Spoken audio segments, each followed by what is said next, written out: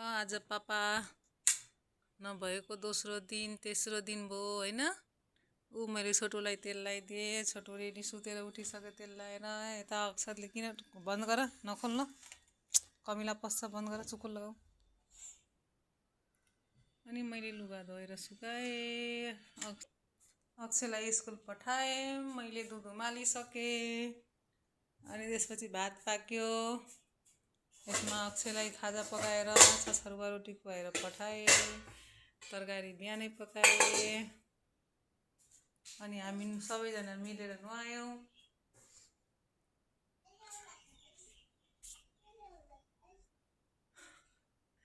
अनि यता अक्षय स्कुल गएपछि सानो पढ्न लागेछ। अक्षत होमवर्क गर्न लागेछ। अनि अब म भात खान गएँ। हेलो ओ माई गड, के गरेछ सानो बेबीले?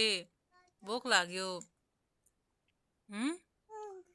हो, औँला चुस्न लागेको हो र?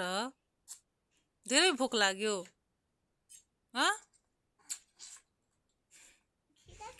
किन खाएको औँला? नखाऊ। ओ हेर,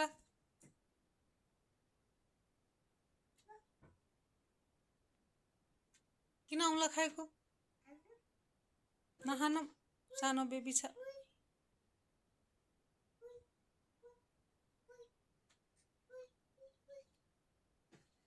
छोटु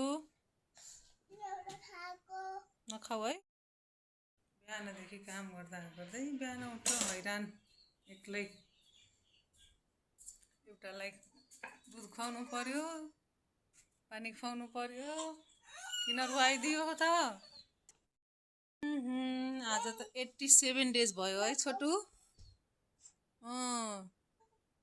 यिनलाई तेल लगाएर दुध खुवाएर सुताएर बिहान उठ्ने, घर बढार्ने। एउटा फेरि उता चक्च गरेछ। गाह्रो छ हो मलाई पनि तीनवटा सम्हाल्न त। ढाड दुखेर आउँछ बिहानदेखि काम गरेर।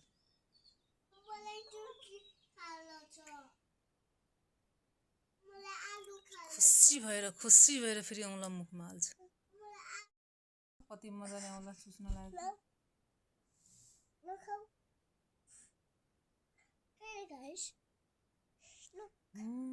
अब त ठुलो हुन लागिसक्यो है छोटु त। छत्तन्जी आयो।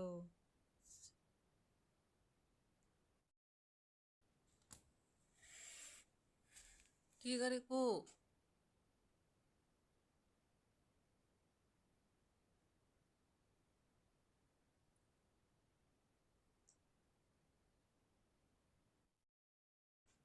यो कुन तरिकाको सुत्ने तरिका हो यो? यसरी को सुत्छ?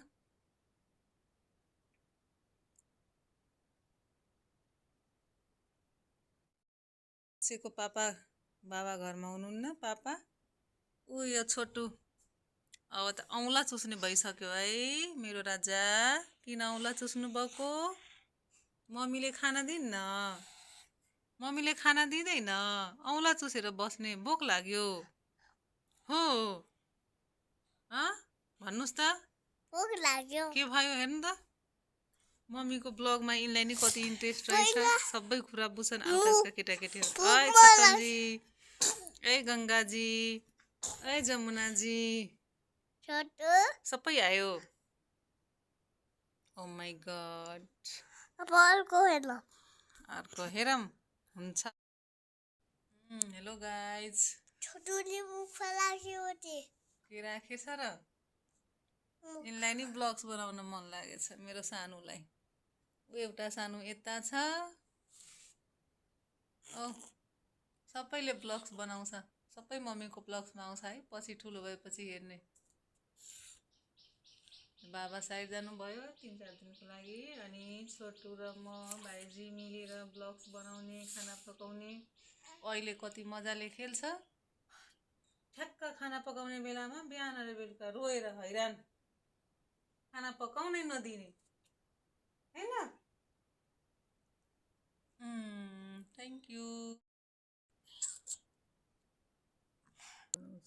पहिला मम्मा लाउनु ओहो भोक लाग्यो छोटु हेर हेर औँला चुसेको नखाऊ किन नखाऊ भाइले किन डिस्टर्ब गरेको